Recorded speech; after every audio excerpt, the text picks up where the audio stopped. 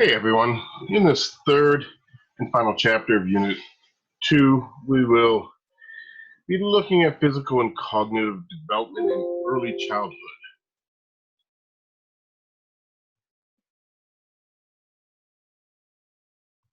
Early childhood is that time period that we often refer to as the preschool years, about 2 to 5 or 3 to 5 years of age, as children get ready for their formal schooling, time of great activity and accomplishments.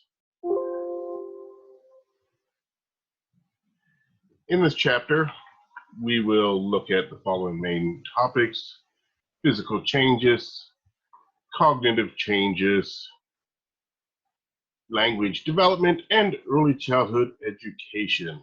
There will be 3 videos. The first one is going to look at physical changes. Then we will have a second video looking at cognitive changes. And the third will look at language development and early childhood education. So let's begin with physical changes. And we will be covering body growth and change, motor development, nutrition and exercise, and finally illness and death. So first of all, body growth and change.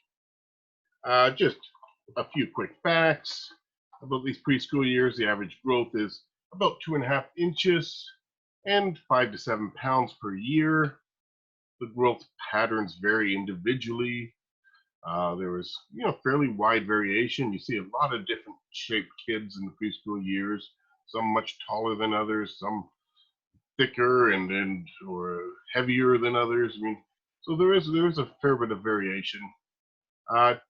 2 important factors contribute to height differences around the world: ethnic origin and nutrition are considered to be the 2 most telling factors, particularly when you compare, for instance, very hot climates versus very cold climates. You get radical differences in height, or you compare very rich areas of the world and rich countries versus very poor countries. You'll find very different um, nutritional characteristics in their diets, and find this leads to differences in their heights.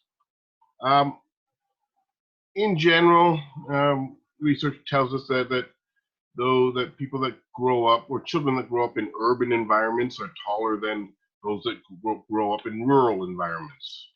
Those that grow up in mid-SES households tend to be taller than those that grow up in low SES households.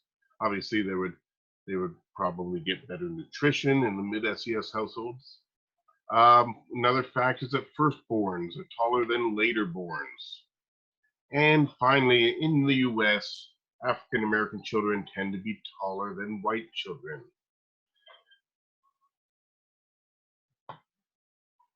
The brain grows, the brain slows somewhat in its growth during early childhood compared to the first 2 years, when the brain was just going through a tremendously rapid development from birth to 2 years of age. And it does slow somewhat during early childhood, but it's still very active. If you remember from 2 chapters ago, I said that by the age of 2, a child's brain was about 75% of the weight of an adult's brain, and by the time that child finishes these preschool years, it'll be around 95% of the adult volume. Changes in the child's brain structure. I've talked about myelination before. Once again, with myelination, nerve cells get covered with a layer of fat. This increases the speed that neuron can process and send information. So it is once again, it's the axon of the neurons that gets covered with the myelin. There are rapid, distinct spurts of growth within children. It's not an even distribution of growth in the brain. Certain areas rapidly develop while other areas, may be on hold, and then they will develop later. So I mean, you get if you watch development in the brain, you get different areas developing at different times often, or at different speeds. In the preschool years, for instance, I can tell you that from the ages of 3 up until 6, the most rapid growth occurs in the prefrontal cortex. Remember, the prefrontal cortex is at the very front of your frontal lobe, right behind your forehead. It has to do with things like planning and attention and impulse control, and it radically grows during these preschool years.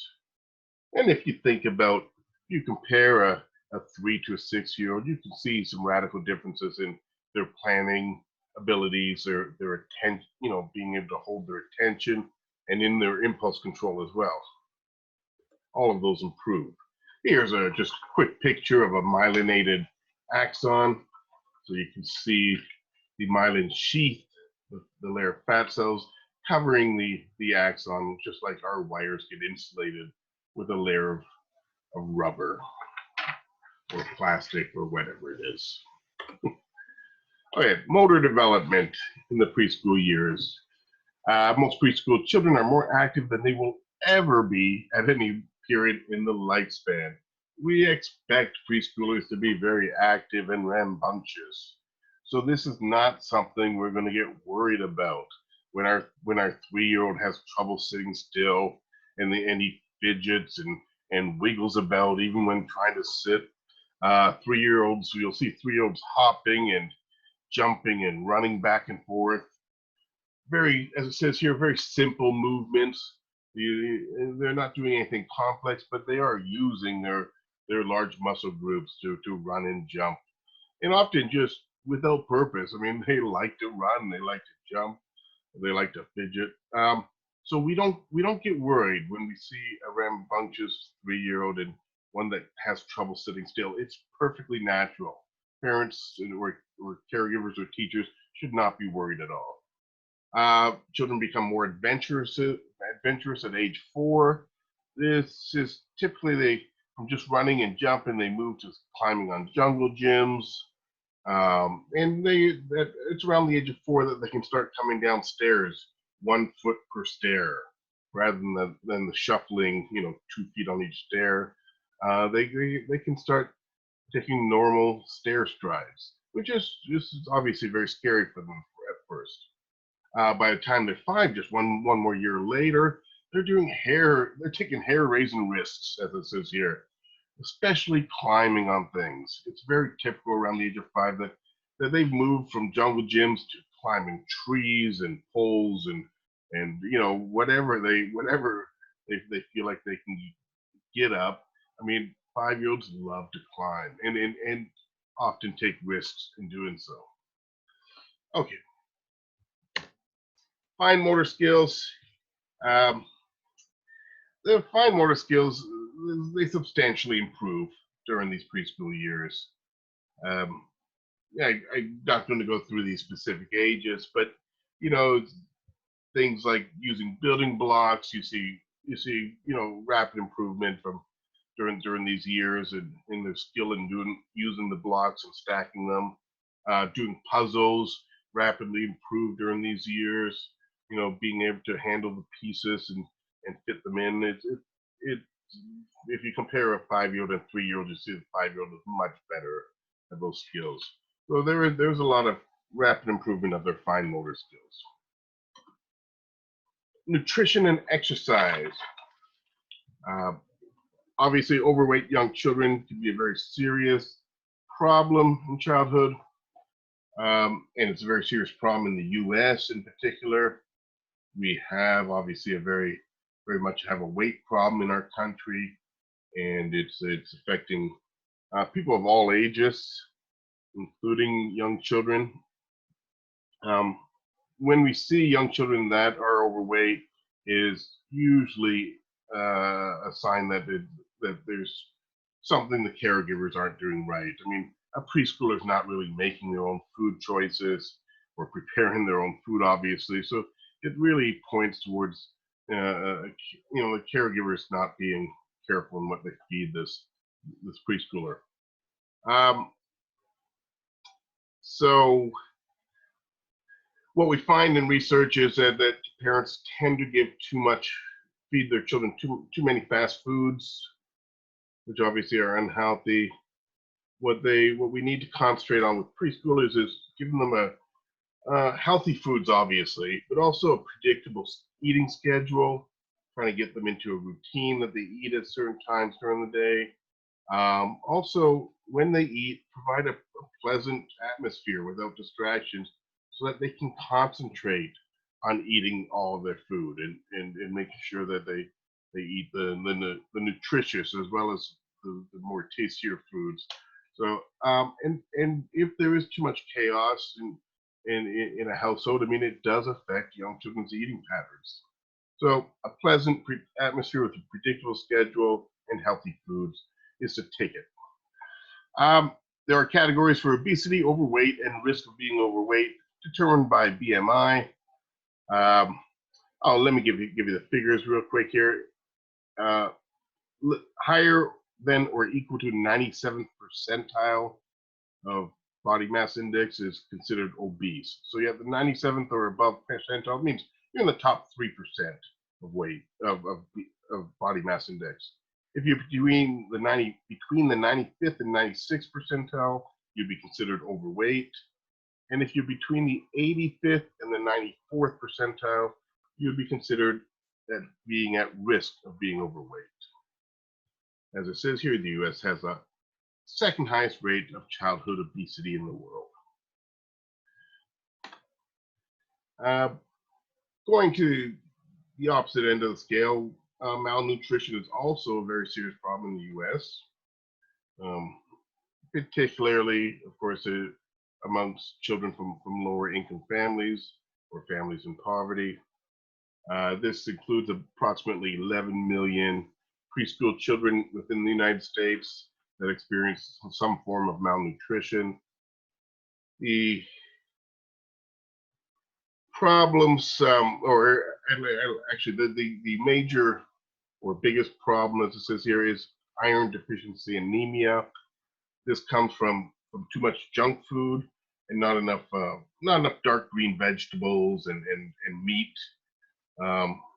The symptoms that the child will show is that they will feel weak, they'll become tired easily, and show signs of chronic fatigue eventually, where it just seems like they're tired all the time.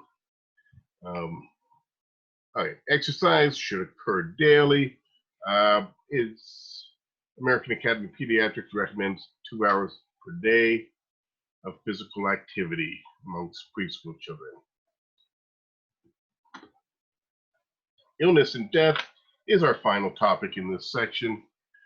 Within the United States, the leading causes of death in children are, first of all, accidents or unintentional injuries is number one. This includes the motor vehicle accidents, kind of tops a list of types of accidents causing death. That we also have during preschool years have drownings, falls, poisonings are also common, but motor vehicle accidents lead the way. Second leading cause of death is cancer, as you see, and the third is cardiovascular disease. Children's safety during the preschool years are influenced. It's influenced by the child's own particular skills, safety skills, and their safety-related behaviors. I mean, has a child learned to wear a helmet when they go on their bicycle, and have they learned to avoid running out on the road, and do they look both ways before they cross the street? I mean, a lot of it is what has a child learned by these years, what kind of skills have been drummed into them by their caregivers. Also, of course, not just the child's own skill set, but also what environment is a child growing up in. This includes family environment, their home environment, the school environment, the environment with their peers in their neighborhood, their community environment. Obviously, some children grow up in much safer environments than others. Finally, tobacco smoking is a real problem still I mean, obviously, we as a country, we have reduced our overall levels of tobacco smoke, and particularly our indoor use of tobacco smoke, but it's still a major concern within the US. It's estimated that approximately 22% of children and adolescents are exposed to tobacco smoke within their homes in the US. 22%, so still over 1 in 5 children. So it still is a major concern and problem. This is more true, it tends to be more true for lower SES families compared to mid SES families, that they're more likely to have tobacco smoke in their homes. And that is the end of section 1 on physical development.